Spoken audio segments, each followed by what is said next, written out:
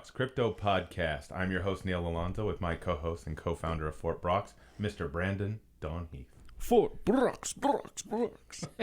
I was trying to do the Jamaican thing. I was wondering if you were going to be... Brox. I was wondering if you can sing... have you heard the way Post Malone can do that kind of throat thing when he's singing?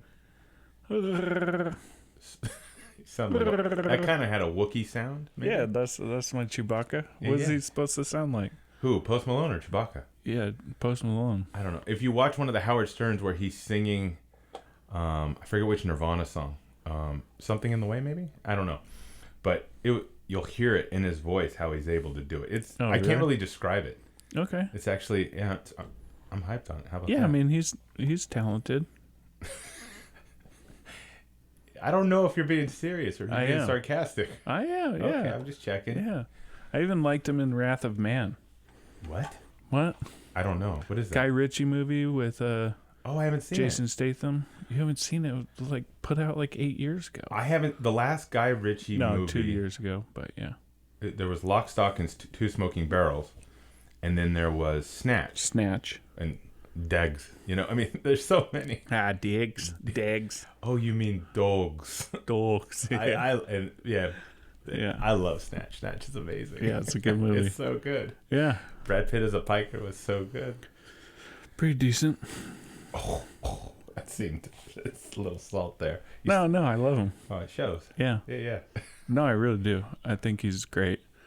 There's that movie, The Lost City, with... You talking about the one with Sandra Bullock? Channing Tatum? Channing Tate Yum. Yum. That's Danny McBride quote from Oh, really? This Is the End. Yeah. Yeah. No, he's in that, and he does a cameo, and it's hilarious. Oh, that's right. Awesome. I did see it. That movie was horrible, but his cameo was dope. I thought that movie was awesome, dude. Really? Yeah. It's hilarious, action-packed, heartwarming, you know what I mean? Now, see, Judd Apatow puts heart in dick and fart joke movies. Yeah. But I wasn't... Lost City had its moments. I did see it. Yeah. But I did like when Brad Pitt had his points. Yeah. I think he definitely stole the scene. Oh, yeah. And I knew he was going to come back to life. Oh, sorry for that spoiler. Oh, dude. Don't worry. I mean, people are not going to waste their life on watching that movie. No, it was a good movie. Whatever. Anyways, this is the best episode ever. Probably. And you know why? Why? Because we're talking about the metaverse. Oh, yeah. Oh, you just love the metaverse. Yeah. For those who might not have listened to other podcasts of ours, Brandon has an interesting relationship with maybe the terminology used of metaverse. Yeah. But we can get into that. But before we do... We will get into it. Disclosures. Yes, sir. We are not financial advisors, wealth managers, lawyers, or brokers, or CPAs. We are not providing investment advice. So please, nothing that we're saying should be construed as such. We're merely sharing our experiences and our point of view as it relates to anything that we're talking about. But please, it's not investment advice. Yet. Yeah. I'll go with yet. I can see us registering for something at some point in time. Yeah, that seems just like a lot of work. Especially when Lambo, Yeah. Why wouldn't we open up some sort of brokerage firm or somewhat? Yeah. We performing debt. Yeah, let's do it. We just won't leverage it in a bad way, not taking a dig at any of the DeFi companies whatsoever. Oh, dude. Oh, no. Yeah, I mean, basically, people ask me all the time when they should. We were even talking about it earlier. It's true. A lot of our card partners ask us about it. When's a good time to jump back in? Especially if you took out. I haven't taken anything out of crypto. I haven't. No. But have you been on any of the DeFi? You know what I mean? Yeah. Thank you, the wink. Yeah. But are you on a DeFi platform? No, I'm Wouldn't just matter. a holder. It's not like you could take it out of Celsius anyway. That's true. I'm just a holder. I hold on 3 different wallets, a couple exchanges. Mm-hmm. But what I was getting at is I'm definitely willing to put more money in to the market to buy coins outright instead of just mining them or yield farming or staking. Yeah. And I'm going to do that right when that last big company files for bankruptcy. Then I know it's time to jump back in. You know what I mean? once the shit has truly hit the fan, yeah. the last piece of shit Yeah. to hit the fan. I'm going to just be scraping the walls of all that shit that basically exploded all over that room. You know what I mean? And then you're going to jump back in. Yeah. All right. Further. Further. Yeah. I got you. I would say, basically, I'm like waist deep in it right now, and I'm willing to go full head in. How is that relative? Because you're a taller guy. Like your waist deep I'm is not probably taller. right up to my, Yeah. my chest. Yeah. Well, I'm just saying, 'Cause you're a taller guy. exposure-wise, about half my assets are. I just look taller because I sit tall in the saddle. I'm torso tall, but I'm built on these little tree stumps. I'm a sloucher. You're right. Yeah. You are a sloucher. Yeah. But not because you're lazy. Oh, for sure. Not at all, man. If anything, you are hard working. Yeah, I just like chilling. You know what I mean? Moving at a nice pace. Yeah. So let's dive into this because The metaverse. I know we went on a tangent, but metaverse. Let's talk. I'm excited for it because, and in caveat to this, when we're talking about the metaverse, there's a lot of blue sky things we're talking about because most of it is just not there yet. Yeah. And I can't stress that enough, that it's not built yet. Yeah. I mean, Second Life laid a great foundation. Yeah. What were you going to say? I was going to just talk about Second Life and like some of these like open world gaming platforms. Like Second Life was definitely like the first like, hey, come build a Second Life. You know what I mean? I guess it's a pretty good name for it. Yeah. Like, but it wasn't a fully immersive metaverse, but you can build stuff. You can, I don't know. My take on it for this podcast is going to be the opportunities of things that will be coming up that we need to be mindful of. A big one is digital assets and real estate. Yeah. But there's so many other elements that are going to be byproducts of it. Yeah. You ever driven around your neighborhood or any town really, and you always see that richer area, and you wonder like, what do they do for a living? Yeah. I mean, it doesn't matter if you're in California, Arizona, Washington, New York, Florida, Michigan. There's always Kansas. There's always an area where you're like, what the fuck do all these people do for a living? Because you just see these nonstop, like big ass, it costs a lot of money houses, and you're like, is there really that many ways to make that much money?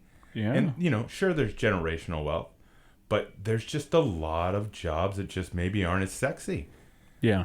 And here's the thing when it comes to the metaverse, all that is going to be reset in the metaverse world. Yeah. Think about that for a second. Let it resonate.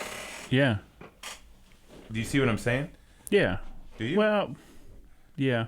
No, I get where your head's at with that. All right. So we've broken up this episode into different segments where we're talking about the elements of metaverse and some blue sky thoughts in regards to it and things to be mindful of. But to kind of lead it off, what is the metaverse and how is it important now as opposed to before? Because Second Life has been around a long time before crypto came out. Yeah. I mean, a long time. Oh, for sure. But it's come to a new nexus level of interest, not just because of Facebook, but simply because, and this kind of regurgitates a little bit about what we're talking about with Web 3. Let's say Web 1.0 was read only. Yeah. And then 2.0 was read write, and then 3.0 is read write own. That own factor is the big component to a metaverse because now you can own things in this virtual reality. Yeah. The other side that isn't part of the read write own that I think should either be an asterisk, and that explanation is identification. Identification is at the heart of owning something because then you're proving who owns it or what group of people own something, right? Yeah. Digitally. There can also be physical assets. But a metaverse is a virtual world. Yeah. And there could be multiple worlds. There could be bridges between worlds. I mean, people talk about it with Ready Player One. I mean, you can think about it in terms of Matrix. I mean, the problem is with a lot of the Hollywood glamorization of these things is that it seems like it's only meant for a certain type of interest of people. Yeah. Not just the general public. I'm of the opinion that things such as a metaverse, virtual reality, worlds applies to anybody and everybody. Or it could. Yeah. I mean, you have to be interested in it in order to go there, Well, sort of. Yeah. I mean, and there is there's somewhat a lot of a gatekeeper factor. What do you mean when you say that? It takes technology in order to get into it. Like Yes. you have to own a computer in order to access. Well, you your know, phone. Yeah. Your phone's computer. Yeah, you have to be able to own a smartphone. You can't do this on a flip phone, can you? No, it had to be. Yeah. Well, like, think of China. I remember when we were talking about it with different, people in tech, VCs and whatnot, they would talk about China as a mobile-only country. Yeah. Because a lot of people, that was their first computer. They Yep. didn't have laptops or desktops. Same It with was India. mobile. Yeah. Well, we've also seen it because, again, we do work in real estate and particularly mobile homes and mobile home parks. Yeah. A lot of the people there, they don't own laptops or desktops. They own their smartphone, and they do everything on it. Yeah. It's emblematic of the way that people talk about the adoption of smartphones in China. Like, they do everything on it. So having said that, if that's the world, how you're connecting to the world, yes, there is that technical element. Yeah. Well, I mean, there's a gatekeeper element. You have to be able to connect to it. So in talking about it, we kind of described what is a metaverse. You know, Yeah. it's as simple as just a virtual world. yeah. If that makes sense. Hopefully it's enough for people to understand that it's just a reality in which it's all digitized. You're living in a video game, so to speak. Yeah. I mean, the first couple that I can think of, like Sims. Sims, yeah, that's a good way. Farmville, Yeah. Well, Sims specifically because because you were able to freely move around, huh? yeah, and you like picked your job, you made true. family, did whatever, and then you had people like on like multiplayer online games like Diablo 2, That's true. like grabbing really expensive products or like really rare items and selling them on eBay. You're right. I remember And so people would sell off their profiles and plays. SOJs and World of Warcraft had that. Where World people of would, Warcraft, yeah, but that same company, Blizzard, came after, and it was basically like, oh, okay. I mean, they even started a what do you call it? A marketplace so that people could trade like openly instead of going to these things like, instead of turning to eBay and whatnot, or like basically relying on somebody to do a drop of an item.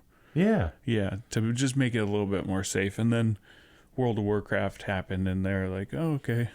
No, that makes you're Yeah. right. As you're saying this, it almost is having that like Flashback. foggy Full House moment where there's a montage of things.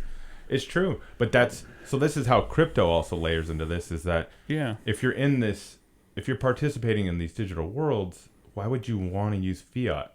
What am I going to mail you an envelope? yeah, Am I going to, you know what I mean? No, for let's sure. just transact right away and have it settle. And that's one of the benefits of crypto is that it settles within seconds. You're not having to wait on an ACH. You're not having to wait because even, things such as Venmo and PayPal, they don't necessarily solve all the legwork that crypto does in terms of settling the transaction. yeah, But okay, so that's the earlier use of the metaverse. A lot of it comes from gaming because it is creatives in that space. yeah, And you can stereotype the type of people who are involved with that. yeah, But now it's always been envisioned that it would happen. It's just that the technology has come to a place, and us seems as a society, good, bad, or otherwise, we're ready for it. We're ready to start adopting it. yeah. I mean, look at SMS culture, right? Yeah, People talk and text in such a way now that would you consider it the King's English? Maybe not, but it is the way people are communicating. yeah. So whether or not it's grammatically proper, that's the way people communicate. yeah, And I'm sure there's people who would argue against that, and I'm sure there's people who are irritated with it. A lady who I'm a huge fan of, Fran Lebowitz, like I love her. I think she's rad. The documentary series Marty Scorsese did on her in Netflix is awesome. Are you Pretend It's a City? Are you on first short name terms basis with Martin Scorsese? I feel if we had 5 minutes with one another, we would just be on a first name basis. Oh, that okay, way. cool. Because we put out good vibes. Yeah. Yeah. Wait, so 80s version of them or an 80-year-old version of them? Oh, dude, both. Oh, okay, and what's cool. cool about the metaverse is that I can meet the 80s version of them. Yeah. But having said that, I think you'd probably be too into cocaine at that moment to talk to you. Or I'll maybe do cocaine digitally. Maybe he'll talk to you a ton. Wouldn't touch it in IRL in real life, right? Yeah. But in the metaverse, I'll do a rail with them. Yeah, Why not? Line it up. I wonder if that would hurt my avatar in the metaverse. Oh, yeah. So, okay, before we go down this rabbit hole of metaverse theories, again, society has evolved over time. The way we use English, the way we communicate with one another has constantly evolved. Yeah. And now with the advent and adoption of crypto, even though we're in a crypto winter, crypto winter bear market, the adoption has never been more prevalent. Like the previous crypto winter, the same amount of adoption and discussion wasn't happening. Yeah. But now it hasn't lost any momentum, even though the market is down. Yeah. And so with all things metaverse, big companies like Facebook putting so much resources behind it. I mean, it's one thing to put money into something, but they're putting that money in an actual way with resources. Yeah. And if they're putting that much into it, people will follow, talent will follow. Yeah. And so it's getting developed. Well, I mean, you said it yourself in breaking it down, the Web3 version. Yeah. Read, write, own. Yeah. They want to own that shit. Yeah. I mean, that's why a lot of other companies, I wouldn't say aren't getting into it, but that's why you hear Web3 as like a buzzword. It's because everybody wants to own a piece of it. Yeah. Well, Facebook wants to come in and own all of it. Yeah, because before anybody else can own. I'm just kidding. They want their own version, but I'm sure. Yeah. Yeah, I just don't trust Mark. Oh, so you're on a first name basis. Got him. Got him. So, but okay.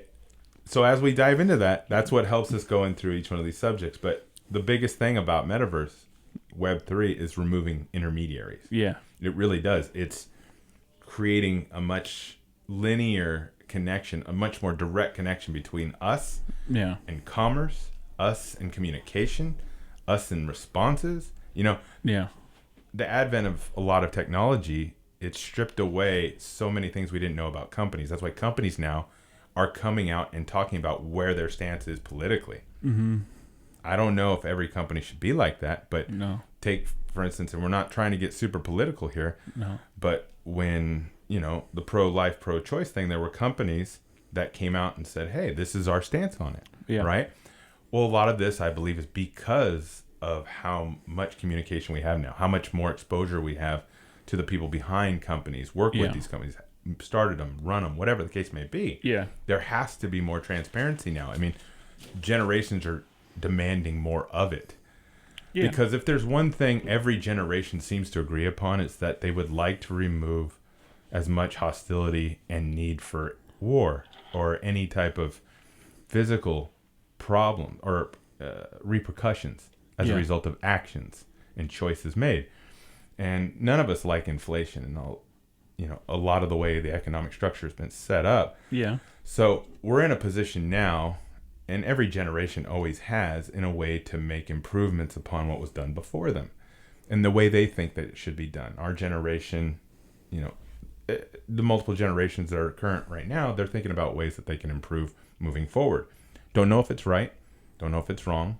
There will be, hits and misses. Yeah. But right now, this is one of the things. I know you're not farting.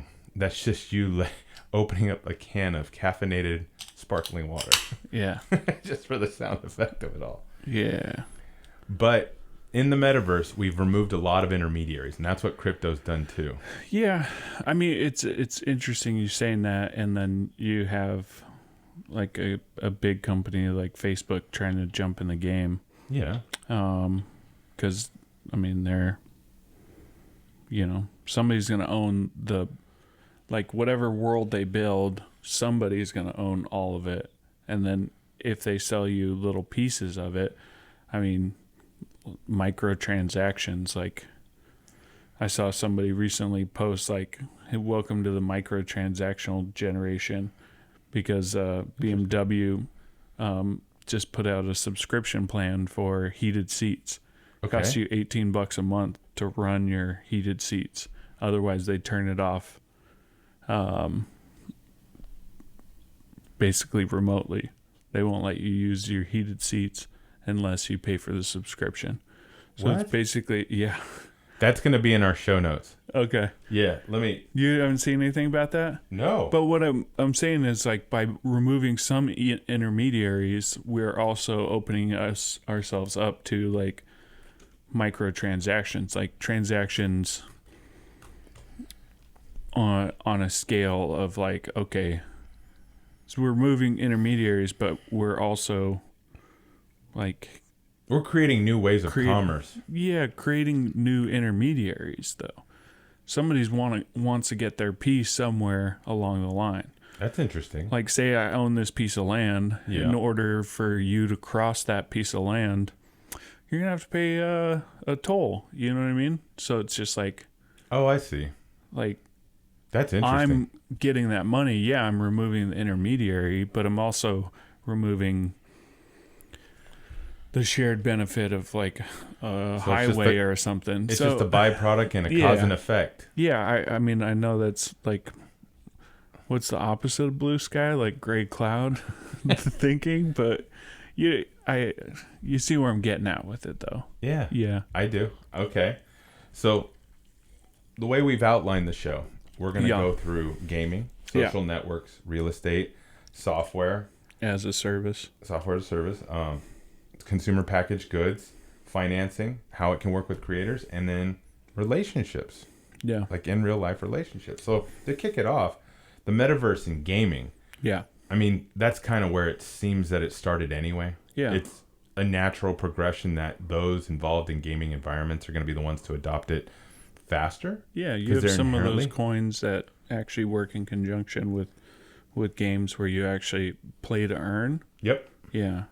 So you have gaming and you have things, let's say, such as Fortnite and Minecraft that both are, I mean, they're poised to really make a difference in the space super fast because they have such a dedicated user base, right? Yeah. But in gaming, the way the metaverse can work, it already has so many of the worlds already built. It's just how do you make it so that you would want to spend more time in those? So in Fortnite, you know, you do those battles, but what if you could just hang out in the world longer? What if you could have your own piece of the world, you know, and you travel from there? You know? And this is going to bleed into real estate a little bit, but they have a lot of opportunities to expand that world and then ultimately create bridges that move to other games and other worlds. If, you know, let's say Minecraft world wanted to talk with Fortnite world and they went between those two. Now, I know that this can sound somewhat nerdy in tone. Yeah. Unless you're really into it. And in real life, you know what I mean? And in real life. And it can, well, I'm a professed nerd though. So like keep it going. Yeah, be a beautiful nerd. Yeah, for sure. Mind, body, and soul. Oh, okay. Anyways. But yeah, in gaming, the metaverse, it's just a natural progression, in my opinion, because they've already laid so much of the foundation and they have an inherent user base that wants to embrace that type of technology. But there's going to be a lot of, you know, in real life uses of the metaverse as it relates to gaming, such as play to earn. Because if you're playing to earn enough that you're going to be able to spend what you earn in the real world, whether it be for food, you know, rent of where you physically live, and maybe if your environment is all about the experience of what's in the metaverse, how big does your home need to be when you're not in it? Maybe you can live in a smaller place, which means your cost of living goes down. You know what I mean? So it behooves people to, you know, maybe exercise more, eat differently, because if their cost of living is lower, and if they're playing to earn in the metaverse, do they really need a car to transport? Yeah. You know what I mean? So it changes the way that their life can be led in real life, tied to this metaverse environment where they can create their entire way of generating some sort of revenue stream to afford what they need in real life. Yeah. It's almost like well, I mean, they're plugging in. They have those games like Axie Infinity, where they have like, they call them Axies, that's what they do for a living is they play to earn this one game, and you get AVAX, I think, is the token. Okay. There's actually like a lot of people that will farm out this play to earn game. Like they I don't know if they lend them or their character, or they're just like, hey, somebody in the Philippines play this character for me, and then I'll split the profits with you. So they're actually having somebody else play to earn, and then getting the profits from that play to earn off them, which is just incredible. I'm like, what is happening? Well, was it you and we were walking down Vine Street in Hollywood, and there was that lady with the clipboard of the 5 different phones, and she was playing Pokemon Go, and she was doing it so she could sell the profiles. Yes. I was just like, oh my gosh, that's awesome. Because she loved doing it. Mm-hmm. But now she gets to sell these profiles that are built up. Yeah. I mean, that can just expand that much more. Yeah. You know, again, if for any of those who have read or watched Ready Player One, you can almost kind of hack your way into more profiles by purchasing already built profiles, but that could become part of an ecosystem of people building up those profiles to be sold. Yeah. I mean, that's just one iteration of it, but gaming ties to so many things. So again, the transfer of money for any goods or services. Plus now you can create items, and this is going to be in topics that we're talking about, such as things that you're wearing, things that you own. Every digital thing that you interact with in a virtual environment within gaming can now be owned and be sold. So if it's sold, you know what I mean? So let's jump into the subject of the metaverse and social networks. Yeah. Because it's inherently social. Yeah. It's interesting. Yes, you're more alone, let's say you were using Oculus or whatever device you are to engage with the metaverse, whether it was phone or whatever computer. However you're engaging with the metaverse, it's inherently social, but extremely lonely too. Yeah. Depending upon how you interact. But you have to communicate with others to some extent. And work with them, if you're doing like a... Yeah. Doing like a what? Dungeon run or something. I don't know. No, okay. Yeah. So it's true. There are games where you can work. Was that Fortnite? Game? Yeah, Fortnite. Do you play with other people? You can. Oh, okay. You can. So these are all options. Call of Duty, like I feel like there's teams and stuff. Well, even in Fortnite, during the last iteration of it, they gave you the option of playing in a battle without building or with building. Because there's a lot of people who aren't as good builders. There were people who could win these battles who they were so good at building.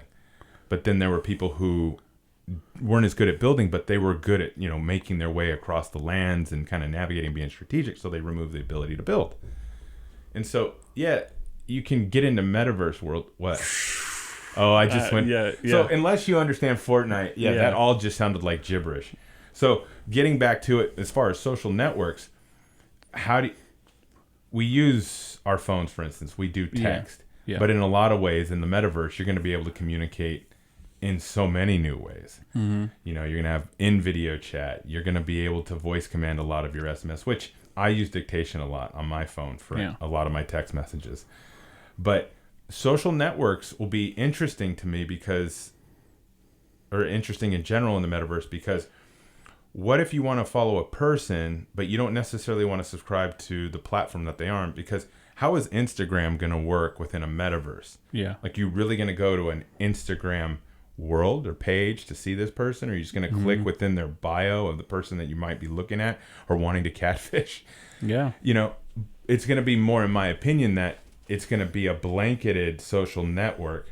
And even the CEO of Instagram, Adam, I believe his last name is Mosseri, talked about it on one of his TED Talks, is that imagine if all social networks operated with a token for every user, and it didn't matter if Instagram went down or Twitter went down, the users who own a token of whoever it is they're following, every one of their followers, they have that communication still, so they can always receive whatever updates.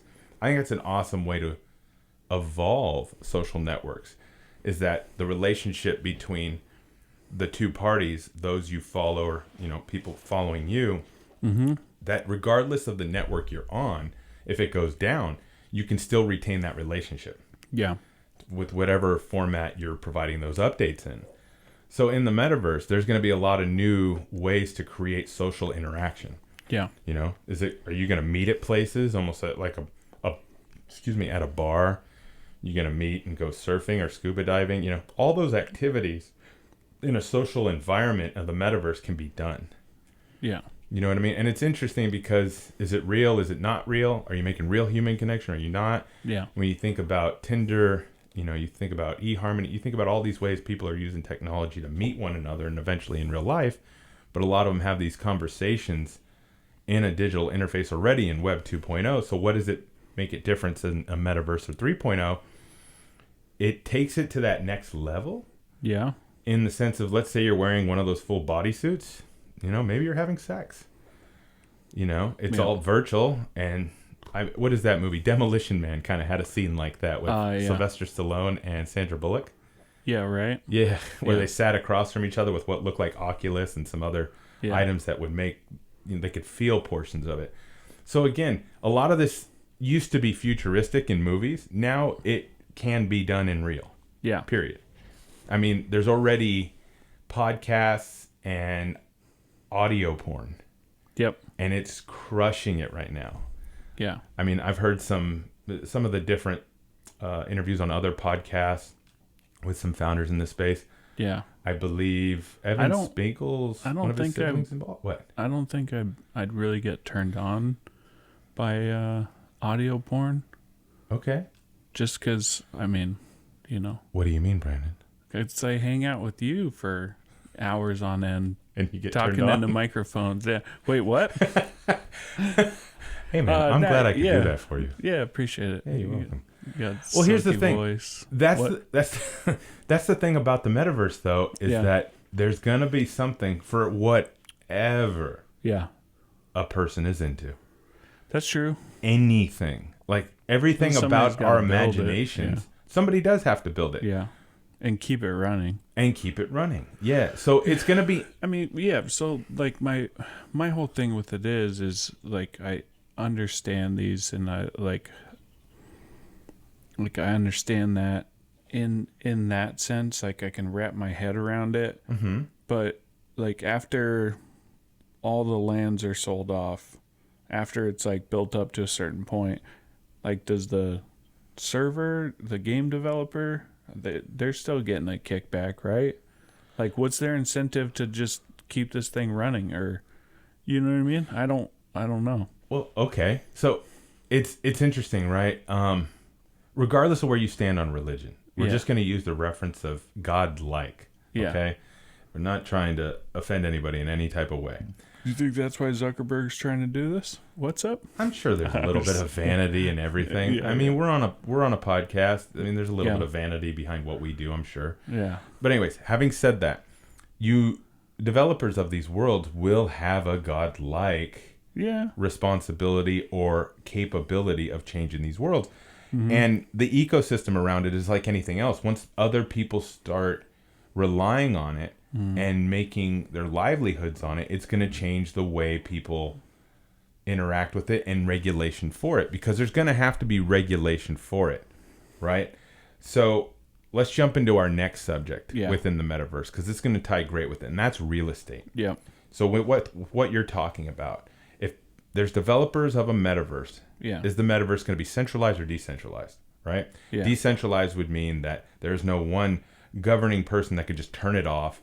If anything, there's some form of democracy or governing DAO, a decentralized autonomous organization that votes on it, right? Mm-hmm. There will be some hierarchical metaverses that are just completely owned and dictated by, the creators, and you can jump between worlds. But regardless, digital real estate is going to be something that is going to generate revenue. It already is. When you see the other side with the Bored Ape Yacht Club, people have bought land, right? Yeah.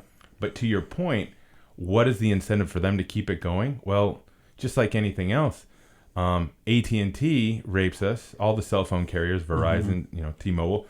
There's going to be some sort of, there will be some sort of functionary subscription somewhere that has to keep everything going, because to your point, computers are powering this to happen. It's not like it's happening out of thin air. Unless you're talking about, again, and this goes back to the technology behind crypto. Let's talk about Flux. Yeah. Flux could be that decentralized server to it. Arweave, Filecoin, like there's a lot of decentralized, and there will be more centralized ways of serving up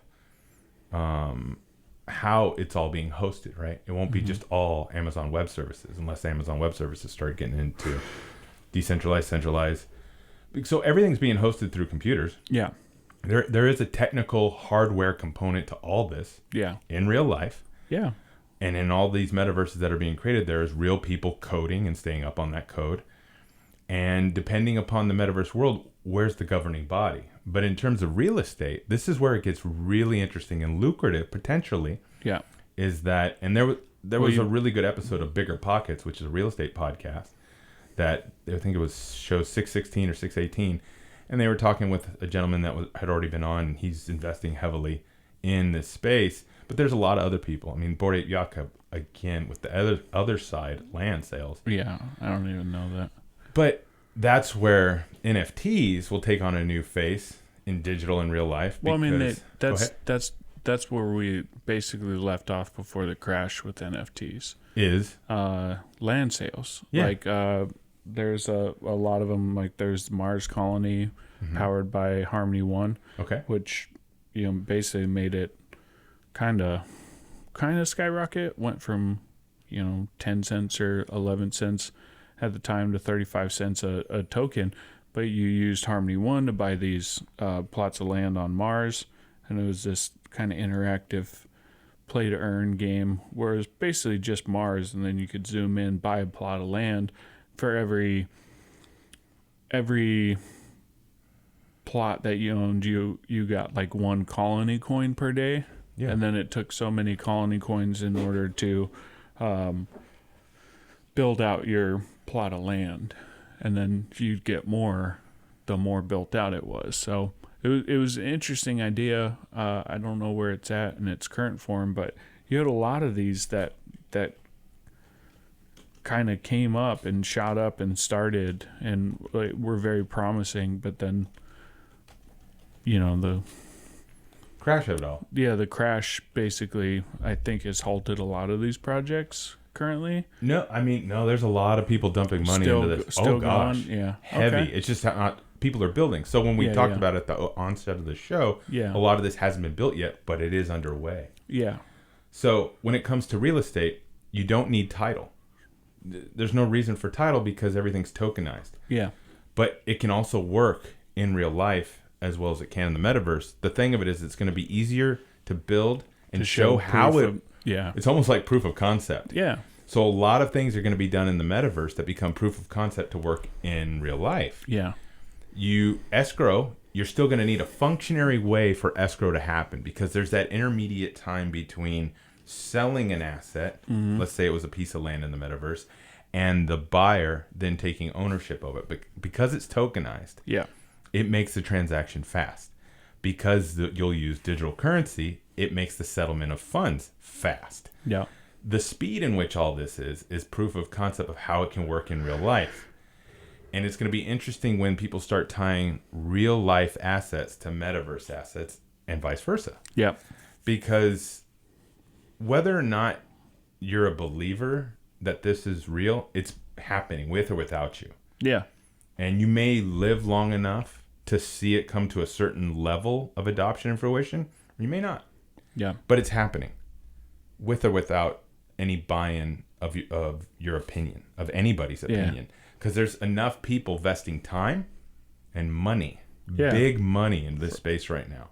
So even if it's going to crash and burn, people are going to build it. But I don't believe it's going to crash and burn because there's so many more humans on this earth than there were, 10 years ago, 20 years ago, 30 years ago. That trends now, I believe, you can obviously be top of trend right now. Yeah. But things don't have to die like they used to. Like if you're into fashion, let's say, and you're talking about even street fashion, you have fresh or hesh. Everything had its moment where you were in baggy pants or tight pants. Now there's so many more people with so many more interests. Fresh and hesh can live and be on point and sell plenty of product at the same time now. Whereas maybe before it couldn't. Yeah. There will always be things that are trending higher, like mom pants. A lot of things came back. Oh, mom jeans. Mom jeans, mom pants, mom short, whatever. Just high-waisted. High-waisted. But it never died. But now since there's so many more humans and it's, on trend right now, but it probably will never die again, ever. Yeah. Because there'll always be a subgroup of people, But that subgroup now is no longer just a, small, minuscule number. It's a large group of people. I choose to wear all black for a lot of reasons. Yeah. I'll probably never not wear all black. So you're a big fan of the New Zealand rugby team? I didn't know they wore all black, but I am Well, now. they're called the All Blacks. Oh, I didn't know that. Yeah. Well, how about this? I'm already inclined to be a fan. Yeah, all right, cool. But it's the New Zealand national team, yeah. But getting back to how this works within real estate and assets, again, there's so many things that are happening right now with those assets that are just going to change the way we operate in real life, because again, it'll be proof of concept. Yep. Because things are being built. You're thinking, why would I want to own a home in the metaverse? Yeah. I don't know. Why would you? Why do people? I mean, you're going to rent it out. So here's the thing, where there'll be a reason for Airbnbs. Yeah. Is it because if you're just traveling to enter somebody's space, what is it going to be uniquely different about that space that's going to create a value proposition that people will be like, I want to stay there? Yeah. Because I'll give you a crazy example, but I could see it wanting to happen. You own a piece of land in the other side, but you yourself are not a Bored Ape Yacht Club member because you don't own a board yacht. You don't own an ape, right? Mm-hmm. But you would love to see what those people, how they interact. So you'd love to go travel to one of those lands. Well, if they opened up an Airbnb type solution to where you could travel to that land, spend time as, quote, a Bored Ape Yacht owner or Bored Ape owner, and spend time in the other side for a week or however long, however it ends up working, it changes the way we look at time and the way we look at value for that. You know what I mean? And couldn't you just have infinite visitors because they don't necessarily have to work with one another or be in the same, screen space, because you can turn on or off the ability for guests to be in one living room, let's say, at the same time? Yeah. It creates all these new ways of thinking things. And people who are listening who are like, why the hell would I ever want to do that? Maybe you don't. Yeah. But I believe there's people who would. Yeah. Because people are already buying these lands and they're doing these things. But maybe, again, and this is how I think about unboxing. When you receive a package and you open it up, it's an experience from the moment you receive that package. That's why there's so many videos of people unwrapping shit. Yeah, yeah. Okay? And a lot of young people love it. Yeah. I mean, it crushes it. So maybe this is just an extension of that. You are now going to somebody's place in the other side, and within their owned land piece, they have things you can interact with that are uniquely developed by them. So you own a piece of land, right? Let's say it's the size of Southern California in the other side, because again, Metaverse is quite large. Yeah. Maybe they have their version of Disneyland and it becomes an interactive game you want to play that they developed on their land. So now that they have developers developing on their land these micro games, maybe you have to go to their land to buy their used Lamborghini in real life, or a Metaverse Lamborghini. Their land becomes the way that you have to enter to interact with any type of commerce they have, or any type of value add, such as a video game. Or maybe that land becomes Twitter land, and in order to use Twitter, you have to travel to Twitter land. I mean, you could really get in the weeds here. Yeah. With this, I mean, it's almost like you need to drop acid to really go down that rabbit hole. Maybe some shrooms. Yeah. I haven't done either, but I've watched a lot of movies, and I have a lot of friends who do, like what's that? A Neapolitan ice cream of drugs. Yeah. But you see where I'm going with this? It's kind of a tangent, sort of, but yeah, it makes me just want to go camping. you ditch all technology. Yeah. Just go so far that I can't even. Yeah. So. Oh man. But here's the thing: there's gonna be real value in these pieces. Yeah. I don't know. You're hesitant. Why? You seem hesitant. It just seems exhausting. Like I don't know. I'm exhausted by it, but because we're pioneers. Yeah. In a sense, this is a weird way to equate it. I think we don't physically have to take a wagon from the East Coast to the West Coast. Yeah. But mentally, we have to break from where we're at and what we're comfortable with to learn so many new things at such a rapid rate. It's the mental exhaustion equivalent of traveling from the East to the West. Yeah. That's the way I look at it. Because, for instance, in one of the other businesses of the manufactured homes, I was talking with some of the park managers yesterday because we have, some other homes that just needed to line the teams up on. And the park managers, this one park manager's a husband and wife, awesome people. We were just talking afterwards, and they were asking me about, my stuff in crypto. And I started talking, and they're like, I just don't want to learn it. Yeah. It's not a question of can they. Of course they can. They're Yeah. smart people. And they're great people. But Yeah. the lady was just like, I just don't want to learn it. I don't want to spend the time to learn it. Yeah. And that's where it comes down to, because it's exhausting. Mm-hmm. And it also, you have to change your mentality. Mm-hmm. But we're also in this crazy limbo because she asked a great question. A lot of people who are being introduced to crypto, mind you, these are people who are, I think, in their early 70s. Why would you want to buy anything with Bitcoin? Because it's worth, what it is today, but it's worth so much if it does go up. Yeah. Or maybe it goes down and it's worth less, but you still spent it. Why would you want to buy with it? And I was explaining, I don't see Bitcoin as being a currency. No. I see it as a store of value. Yeah.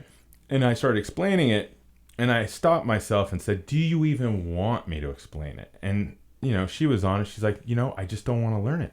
Yeah. She goes, maybe I will. I don't know.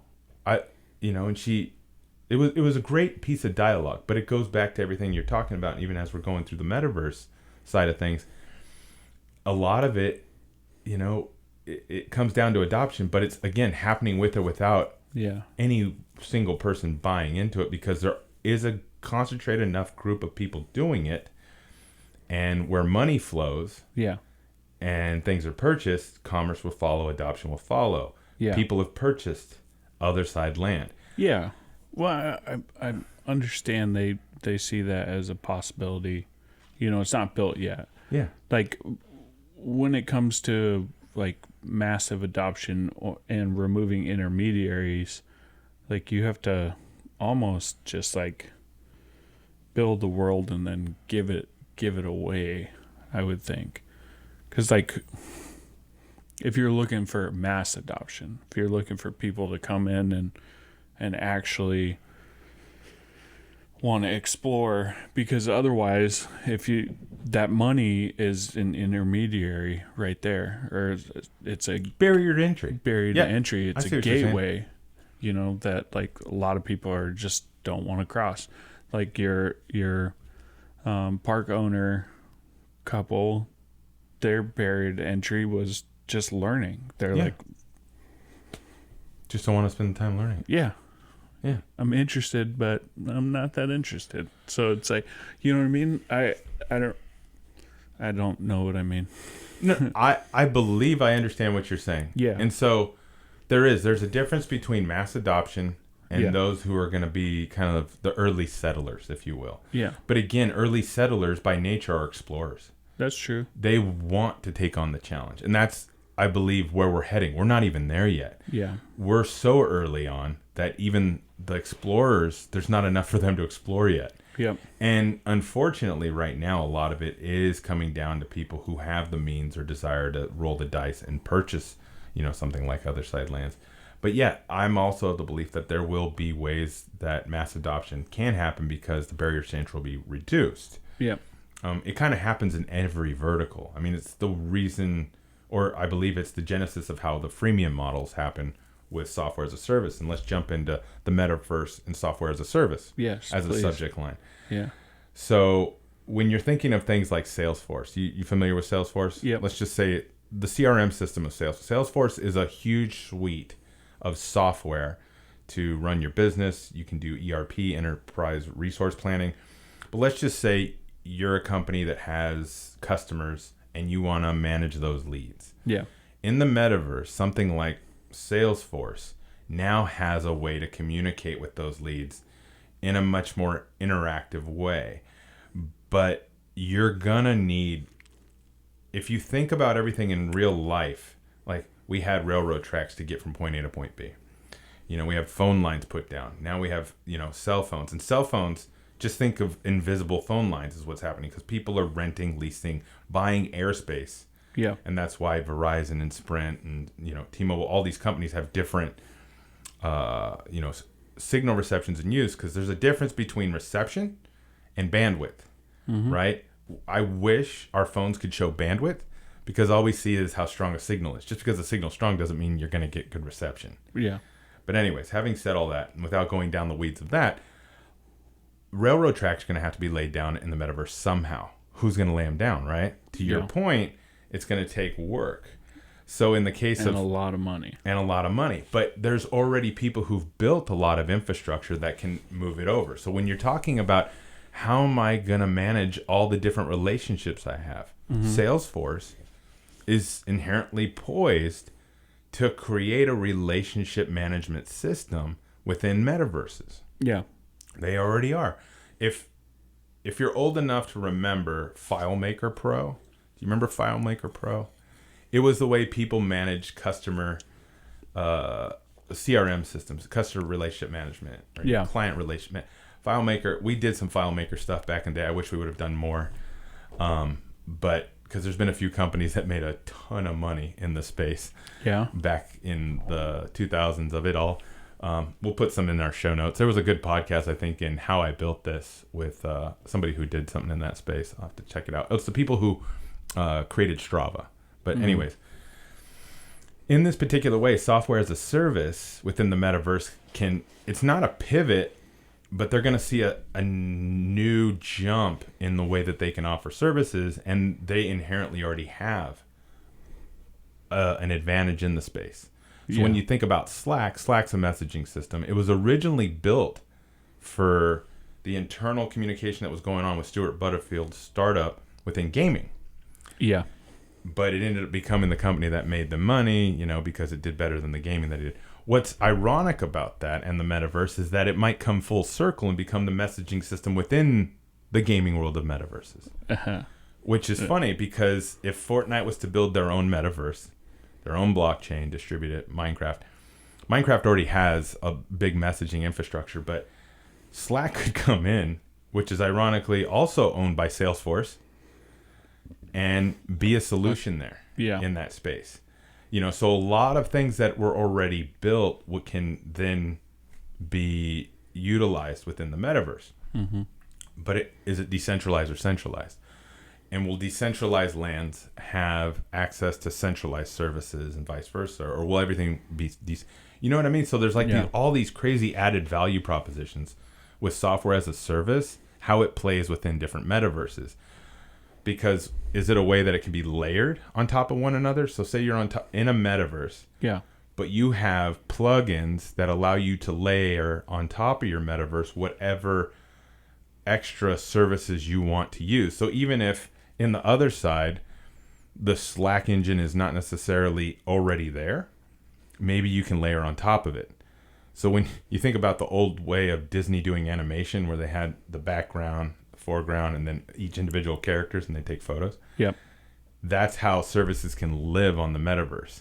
Software as a service, which would get really interesting, in my opinion. I feel like I'm burning you out. No. It is a lot of blue sky, right? Yeah. It's a lot to get behind. Yep. But the whole point of this particular podcast, in my opinion, is to explore these thoughts and questions. We don't need to digress and stay on any one topic too long, because we only have a few more topics left. But it's just to get that thought started, in my opinion, because there is so much opportunity with this. Adoption is going to be a huge proponent of people wanting to put more money behind it. But there's a lot of, in a sense, path of least resistance that's going to get you there. I know some people see the path of least resistance as to a proposition of losing. But depending upon the context in which it is, a lot of this is just not as much of a lift, simply because they have the resources already built. So jumping into consumer packaged goods, there's a number of people I know that are already in the space, like the Wilderverse, I think is what it's called, something like that, Wilder World. This one pro skater, Chad Knight, I met him a handful of times when I was, hanging with certain friends of different teams that he was skating for. But he worked with Nike. I think he worked with DC Shoes, did a lot of 3D design, but now he's working with the Wilder World, I believe it is, and they're creating, digital goods. He's just one, example. There's so many people creating digital goods. I believe Diamond is, the Hundreds, they have, got that whole God Hates NFTs promotion that they did. But a lot of companies, special apparel companies, are pushing. Nike is too with their, I forget, we'll put it in our show notes, but Nike's pushing digital goods. Yeah. There's real value there. It's cheaper to make.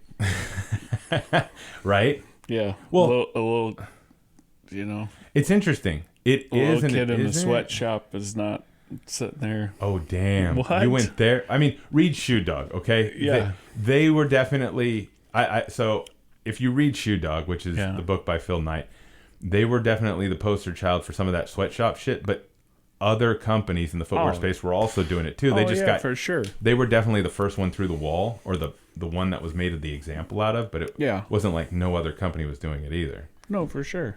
But I mean, yeah, the people making your iPhones at Foxhound definitely aren't having a good time right now. You know what I mean? I do. Okay. Well, okay. But yeah, I'm saying like that's a good thing. Well, people are going to be coding still cheap. Yeah, consumer packaged goods. Sweatshop coding. Yeah, that's true. I mean, that's the thing right now for sure as well. I mean, a lot of digital ad. Anyways. Yeah. But again, consumer packaged goods. You know, for instance, let's say pedigree dog food. Yeah. Are you going to want pedigree dog food in the the metaverse? No.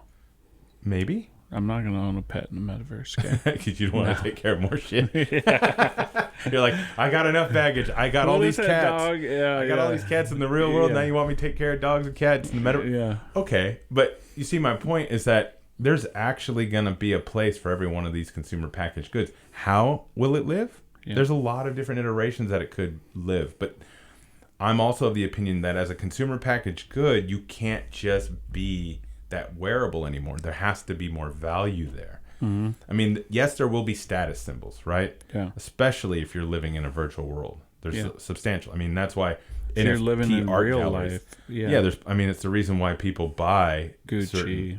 all these things. Balenciaga. Yeah. I mean, if not everything has the Patagonia type mentality where it's like you buy the jacket once and you wear it the rest of your life type stuff. Yeah.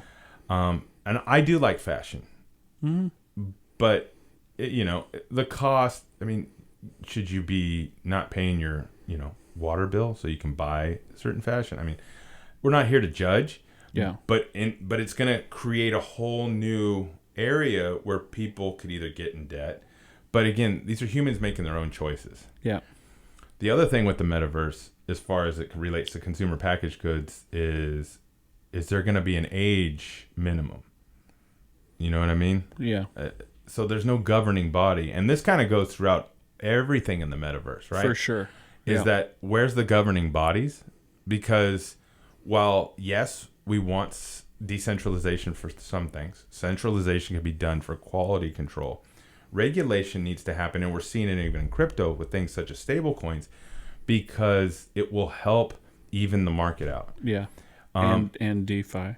Yeah. And, we've seen a lot of collateral damage from that. But even in the case of, and I think we brought it up in one of our other podcasts, Apple and Epic Games. Epic Games is suing Apple because of the whole monopoly. They don't want to pay their 30%. I'm of the belief that, they created it. They're entitled to it. The only thing that's different about it, and maybe it didn't come across well in the last podcast, is that at a certain point in time, you become so big that if you're servicing such a huge amount of people, and especially if you're a publicly traded company, regulation does have to intervene to some extent. Yeah. Because if you're that much of a monopoly, there's got to be a little bit of, something to be said there. So the same thing could happen with consumer packaged goods, because in the real world, let's say you can do a recall of food or items, but bad code needs to be recalled too. Yeah. You know what I mean? Like if a network's being hacked, or if certain things were built in a way that didn't translate, and with an upgrade of a certain system update. Yeah. There's like all these, that it has the same problems as real life, just a little different. But the very same things that happened when, let's say from 1920 to 2020, all that same evolution and innovation is going to happen in the metaverse, just faster, just in different ways, because you're still going to have to lay railroad tracks. You're still going to have to create all this infrastructure that people are going to expect. And just like text message culture and meme culture, there's going to be a whole new culture that pops out from this. Yeah. You know what I mean? So it's just interesting where it's all headed. And then let's jump into the subject of financing. In the metaverse, financial services are going to be hugely substantial. Mm-hmm. I'm of the opinion, similar to what we talk about with, if you own something, why can't you finance it? Why does the banks need to get involved? Yeah. Especially when you're talking about digital currencies. I have a very deep dive into that subject, but not for this particular podcast. For sure. But in the situation of financing, there's going to be a whole new infrastructure, right? Because do you need credit cards the same way? Yeah. I mean, just thoughts about it. Yeah. Well, I mean, that's where a lot of these people got into trouble with this DeFi, decentralized finance, is just being leveraged to the hilt. Yeah. But I guess that's in real life leveraging, but they're using assets to leverage other people's assets and doing these lending schemes that really, I think, took themselves down. I don't know. Well, because nobody planned for the bad day. Yeah. I mean, you've got regular people trying to play a game, and then they're like financing like their own property or like leveraging it. I don't know. So let's say you own land. Yeah. Other side land, okay? And get that out, man. Get that out. Yeah, sorry. No. You're human, man, baby. Sip real quick. Yeah, this ain't a metaverse. You wouldn't cough in the metaverse. Are you going to program yourself to get sick? Mm-hmm. I wonder if viruses will now just become COVID iterations. You know what I mean? Yeah. But anyways, so... I mean, there's going to be a virus somewhere. Oh, there's going to be all kinds, right? Yeah. So when it comes to financing, some people say, let's say you're renting out a space in real estate of your other side, and you have to evict them because they haven't paid. Yeah. Some people say it's just super simple. It's just a switch of a button. It is until it isn't. Yeah. Because once regulation gets involved, there will be eviction laws even in the metaverse. Yeah. You know what I mean? Because if they have a certain amount of store of value, there will have to be regulation as to how much time they have to access that store of value. Yeah. In the case of financing, it's like, what's the repercussions? And when does the repercussions go from the metaverse to in real life and vice versa? Yeah. Because let's say you are in debt in real life, but you're able to make a living in the metaverse. Okay. Can the IRS go after your metaverse assets if they have a store of value and vice versa? Because maybe you're in debt in the metaverse, but in real life, you're doing all right because, you always felt like those worlds are separate. Yeah. At what point are they not? Yeah. You know what I mean? So when do they bleed over? And then on top of that, maybe to do a credit check and things like that, it can be like faster. If you just want to be a real scumbag in the metaverse, you're just like Ned Flanders in real life, and then you like go into the metaverse and you're just like, I'm gonna you could become Bernie Madoff. You know what I mean? Yeah. I mean, so that's the thought Should process we too. start Please no. Oh my god. Metaverse Ponzi scheme? Jeez, even the thought of that stuff gives me like sick stomach, just because the collateral damage of stuff like that. It's not cool. Yeah. But in the world of crypto, the idea is that those types of schemes get harder. Yeah. Because they can be traced so much, but there's still gonna be fraud. There's gonna be schemes, and you know what I mean. So having said that, but when it comes to financing, there's such a huge opportunity as individuals to play more role and remove intermediaries such as banks, your credit unions. Because if you are acting in the metaverse world and everything's much more transparent as far as how you, let's say, pay your bills, you don't need Equifax or TransUnion to, disseminate that data to see if that person's, valid. Yeah. There's a little hack that we look at in terms of, and it's not just us, it's a lot of people who run rentals. If people are constantly late on their cell phone bills, it's actually a bad sign that they will be on time with their rent, because cell phones are such a predominant use in our society right now. If people have certain bad debt in medical space, but they're always on time with their cell phone bills, that's a new way to, grade how somebody would be at paying their rent. Again, this isn't my thoughts. This is what people are actually utilizing right now, good, bad, or otherwise. Yep. But in terms of financing, it's going to create a whole new way that people can have access to funds, leverage of assets, verification of ability to pay, which means what laws in real life get applied over here, because it wasn't, nothing about the Constitution or the way, let's say, things like Dodd-Frank were written took into account a lot of the digital assets that are going to be available to us. Yeah. Well, I mean, with a lot of these coins anyways, you can see how much somebody holds with their public key. You know what I mean? We know, like, there's whale alerts when somebody's moving a large amount from one to another because it has to get written into the blockchain. Yeah. So you know when that money's moving. Was there a whale with, what is it, Solana? The Solana? Yeah.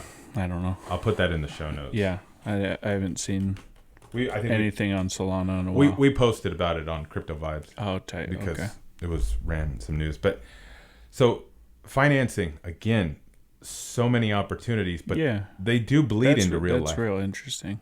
Well, because what is it backed by? If it's backed by your digital assets, it now levels the playing field in such a way, like a crazy way, that there can be new unions, institutions. I mean, there can be DAOs for there's so many different iterations of how you could revisit how things could get financed. Yep. So jumping into creators as a subject within Metaverse. Yeah. One of the biggest things that Web3 promises is, the ability for the creators to own the relationship and monetize on their own rules, which is true. I believe in that. The only problem is, and this I also believe with, the discovery engine is harder to replicate in Web3. For sure. So things like it's Spotify and Apple Podcasts, from a podcaster standpoint, yeah, without those, how are you going to get discovered? Yeah. How are people going to find you? But those are centralized networks. So when it comes to creators in the metaverse, let's say as podcasters, there's still going to have to be a discovery mechanism. So are people going to hire marketing agencies the same way they do in real life in the metaverse? Yeah. Are there going to be things like street teams handing you shit out? Yeah. I know you can relate to what I'm talking about with that. So when you think that was a good portion of my life. Yeah. I had a good time. You rode in a Hummer limo with a tub. With a hot tub, yeah. What was that? Was it for 90210? Or Melrose Place. Or Melrose Place at that time, So there was some. Yeah. We had a Mini Cooper hot tub limo in New York. Oh, what? Because it's New York. Yeah. It was awesome. Our boy Dustin ran that one. Wow. We had an old school one in Philly. Yeah. This thing looks so ghetto, but it was awesome at the same time. Yeah.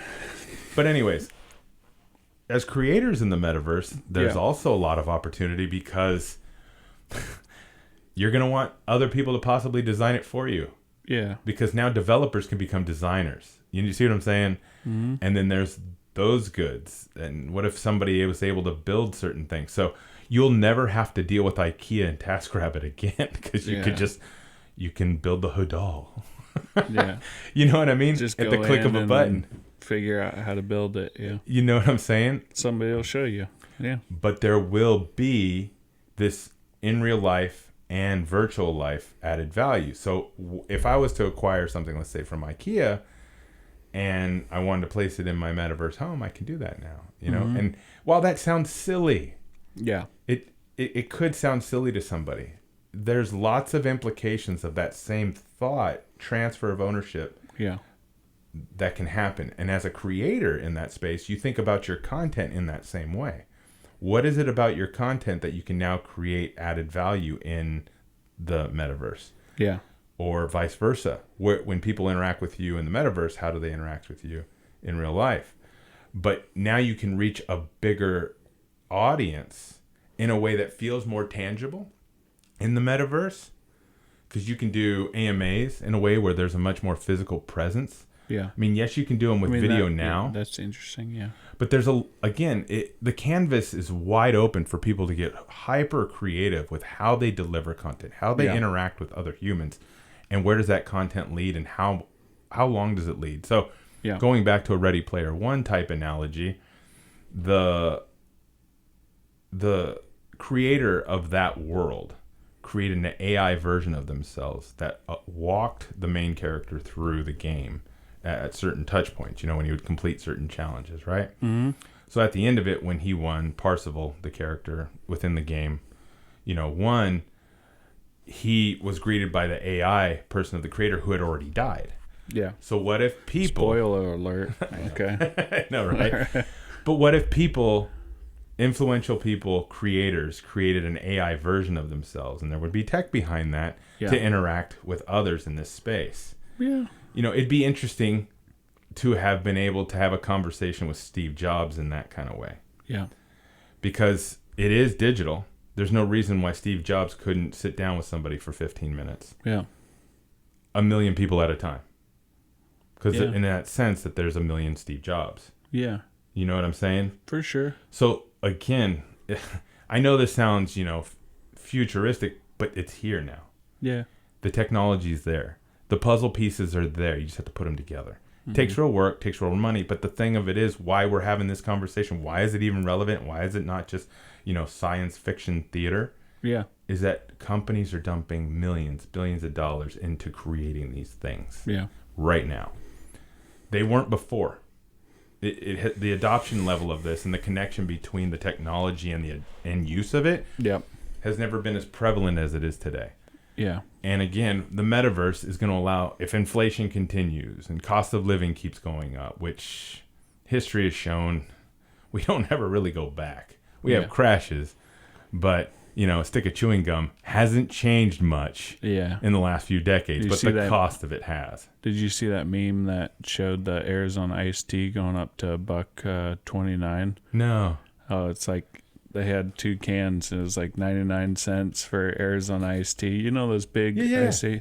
And then it said like $1.29 and it said, "Oh, we're fucked." So I'm going to put that meme in the show notes. Yeah. Because it was like 99 cents for 20 plus years. So, you know what I mean? Yeah, I do. Maybe more.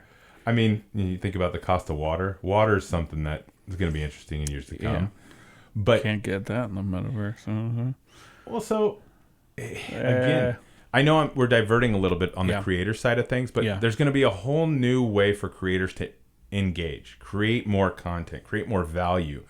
Because let's say you were an interior designer doing some sort of podcast about interior design or a home flipper. Yeah. Well, in the metaverse, you now can have another way to engage with them and give them added value into how that could be. You know what I mean? And now you're going to have showrooms of people in real life of being able just to take their phone, just do the panoramic photo that you can with, let's say, an iPhone. Yep. They just load it in the metaverse, and all of a sudden, when people give you quotes, they're already dealing with your dimensions of your home. They're already able to create there's already augmented reality versions of this. Yeah. But it's just going to become much more streamlined, much more efficient, much more easy to use. There's just a lot of things about it that are going to create more efficiencies in real life. So there's functionality here, not just vanity, even though this was for something like that. But the metaverse offers a lot of ways. I mean, it's the reason why people fly on simulators. Yeah. So many hours in a simulator till they go to a real craft. You know what I mean? So again, we're at this interesting point in time where adoption and the technology are meeting up. Well, it's safer in a simulator. So. Well, yeah, exactly my point. Yeah. And it isn't real, but it's still part of the curriculum of how you eventually graduate towards real things. Yeah. But that's what's going to happen for creators in a number of ways. So jumping into the final subject line of this particular episode, talking about the metaverse, if you're listening this far, you're clearly interested. We broke them up into chapters. Yeah. But this one's kind of a fun one. It's an interesting one. Relationships in the metaverse. Yeah. When you think about marriage, people, we've already seen it. We've talked about it on Crypto Vibes. People got married in Second Life. Yeah. There's tons of stories about, relationships starting there and then ending up in real life, Oh. Yeah. Okay. Well, we're going to put that in the show notes. Yeah. But where does the division of assets happen? Is it only in the metaverse where you're married? And you're going to have marriages in the metaverse and marriages in real life and they're separate? Yeah. You know what I mean? So it gets real interesting. Yeah. And do I have to marry my wife in the metaverse as well? Or will it transfer over? You know what I mean? Yeah. There's all these different things. So I'm just so curious as to, do we have to get a second marriage license? Yeah. So again, that's also part of infrastructure, right? So when you think about all these little things that need to be done and all these little interactions. I think it depends on how much time you spend in the metaverse compared to in real life. Because you might just get divorced and both. You know what I mean? Well, even in real 'Cause, life, like, how much do couples if see you're- each other? If Yeah. if both people are working, how much do you see each other? Yeah. I mean, how much do people play? That's why solitaire was such a big thing at a lot of corporate offices, Yeah. because they could play solitaire and be at their job, quote unquote, right? Yep. Why couldn't they have been in a metaverse? So if you think about it, they could have spent more time with their significant other in the metaverse while they're at work Yeah. than with their significant other in real life, Yeah. whether or not that was the same person. Yep. You know what I'm saying? No, for sure. I wonder if whatever your belief system is or whatever your structure is on far as relationships, if it almost feels like if you have a world to go that subscribes to every thought you had, right? Mm-hmm. Like in politics, we talk about Democrats and Republicans and liberals and all these things. And, I'm of the opinion that Democrats and Republicans, it's not just black or white. There's so much more gray area. But in a metaverse world, what if there were worlds that just had the gray area that you subscribe to? Yeah. Like only the gray area you subscribe to.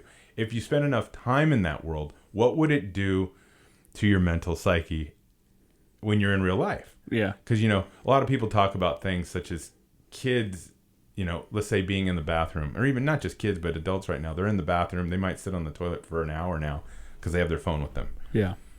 They might already have been done, but they're on their phone, their device. They find that time is people leave them alone because it's kind of true, especially if you have kids and whatnot. People mostly leave you alone while you're in the bathroom. Yeah. There's Sometimes. Sometimes. I have an open door policy at my house, so I know you do. just always like, what's up? But again, having said that, if you have there's these supposed cause and effects, but it's always been like that with any type of technology. Yep. I mean, if you think about it, as far as the transition from horses to automotive, Yeah. combustible engine cars or whatever. Forums are set up for like-minded individuals. So yes. So now you have more of a visual manifestation of those very forums. yeah, that's scary. Right? Yeah, that's where a lot of the hate breeds, man. I don't know. So are they going to create a way that they just are able to go play like a Street Fighter version to just hammer it out? No. You see what I'm saying? Yeah. Is it going to be like a Fortnite thing where it's like, we disagree, we really want to punch each other right now, so we will in a Fortnite environment? And does that de-stress them enough? Or does that make it escalate? Yeah. There's so much of our connection between our digital selves and our real selves. Without getting too hokey, the metaverse is going to call into question a lot of this. Is it going to become a stress reliever, or is it going to create more issues? Hate and division? I don't know. You know what I mean? Yeah, I'm a cynic, so I'm thinking the latter. Well, because people talk about it in your feeds, right? Yeah. Let's say your Twitter feed. If you are always looking at certain content, that's the content that's going to be delivered to you. Yeah. Now, you're not going to see things outside of your content box if you're constantly scrolling or interacting with certain types of content. Like if you look up hashtags mental health, or if you look up hashtags that are positive in nature, and you consistently do it, you're going to see more positive things in your feed. Yeah. You just will. Yeah. There's a lot of positive things out there, but more of negative or controversial things come through a lot of feeds because it's what we gravitate towards, or what's being pushed towards us. Clickbait and certain headlines and the way they grab. So in that same way, to that point, there is the real world, factor while you're in the metaverse interacting. And relationships is one where there's a lot of opportunity to deliver something to make money. But there's also going to be an inherent need for a morality compass just so that we remain human in a digital space. You know what I mean? So even throughout all somebody this, not named Mark Zuckerberg to you this throw thing. so much. I mean, well, he's an alien. He's not actually human. Oh, tell us what you really think. Oh, what? I don't know the man personally. I don't personally know the man either. He could be a sweetheart. Yeah. Probably not. But I mean, there's a difference between Aaron Sorkin writing movies about you. Well, Aaron Sorkin did take liberties on that. Did he? Yeah. I mean, that's probably not verbatim. Probably not a lot, man. I don't know about the character development, but as far as the storyline. Yeah. You know what I mean? Yeah. So in that way, not enough people know where reality starts. Could be a good dude. Fabrication ends. Well, I mean, there's also the division between what's said and the actions that have been done, right? Yeah. So it remains to be seen. It's kind of like in all more and more it's being asked. Just because it can be built, should it be built? Yep. You know, it's a question. Yeah. But again, we're having to evolve how humans provide value to one another to make some sort of a living. Mm-hmm. So if humans are having to reinvent the ways that they're able to provide value to one another in order to accrue some sort of value so that they can buy the necessities and indulge in things that our consumer society seems to push super hard on. Yeah. It's like, what does that look like? Yeah. You know what I mean? For sure. Like there's certain jobs that are obsolete now. I mean, even in the tech space, I'm sure that there's people who still Not work the trash with man. Lotus Notes. You know what I mean? Oh yeah. But you know what I mean? So there's so much in the space that people don't necessarily have jobs for anymore. Yeah. So humans have to constantly reinvent their need of value. Yeah. You know what I mean? Social media managers weren't a thing a while back. Community managers were a different type of job. You know what I mean? Yep. And depending upon where you live too, it was exposed with my belief of Nielsen's inaccuracy to actually provide real data. Yeah. Because they don't have every single town throughout America really performing who's watching what. You know what I mean? Because it's just such a small sample size. Yeah, it's such a small sample size. You know, Netflix has more of an idea of what people are actually watching because they can look at every single account and IP address. Yeah. You know what I mean? And their how data, long they watch and for what they watch. period. Yeah. And what they rewatch, you know, Yep. based upon their location. That's why they do 30-minute stand-up specials now. See? So Yeah. these are not accidents. A lot of this Yeah. data-driven side of things. Because people turn it off after 30 minutes. So. But how much more data is going to be? Data is going to get even crazier with the metaverse. Yeah. Because you're going to be able to analyze so many things about the way humans interact with it. Because now, especially in the beginning, I'm of the opinion a lot of people's inhibitions are going to be removed. Because they're going to be able to act in a way that they're going to be able to act more on emotion than on logic. Okay. And if there's anything I believe is when you act on emotion, the results of it could be kind of nasty sometimes. Yeah. It could be rewarding. It makes you feel good. But, you know, what are the consequences in a metaverse? So Yeah. there's so many in real life problems we've always had to tackle that are going to have to be retackled in the metaverse in new ways. Yep. But at the heart of the metaverse too, it opens up a whole new way to generate opportunities. And there's going to be a lot there. So whether or not you're participating, whether or not you want to take the time to educate yourself, it's going to happen with or without you. Yeah. Because there's enough people and money that are going towards creating it. It just is. I think that's a good place to end it, don't you? Yeah, definitely. Yeah. Okay. Well, we have plenty of information in our show notes. Anything that we've cited or mentioned, you know, please find the links. Any questions, comments? Yeah, any questions, comments? We're open to Hit hearing us people's up. take on it. Yeah. You know, it's We're on the Twitter. on the Twitter, on the line. Yeah. I always think of that movie, The Internship, Yeah. when you say on the line. Cracks me up. So if you found value in this show, please share it with others. Who doesn't like to share value? And if you'd like to be notified when new episodes become available, please subscribe on whichever platform you're listening to, or you can subscribe on our website at cryptopodcast.xyz. It's beautiful. We send you an email with all the show notes in the email, ways to click through the link. Yeah. We just make it simpler for you. Hopefully. Hopefully. Yeah, this recording space, podcast studio is provided by ADU West Coast here in Seal Beach, California. They turn underutilized garage space and backyards into rental housing units. ADUs are accessory dwelling units, so if you want to make that extra income, just if Google you got that. a backyard And you can find them out at aduwestcoast.com. or a side yard. Okay. You don't need much of a footprint. I think you can put like 199 square feet, 399 square foot home. All right. Home. Airbnb that puppy. Hit them up. Or put a relative or a child that you want some more space from, or maybe you want space from them. Original music is provided by The Celebrators. You should check them out. This show is produced by Wizard Cats and Vocal Visual. We appreciate you listening, and yeah, thank you. Have a good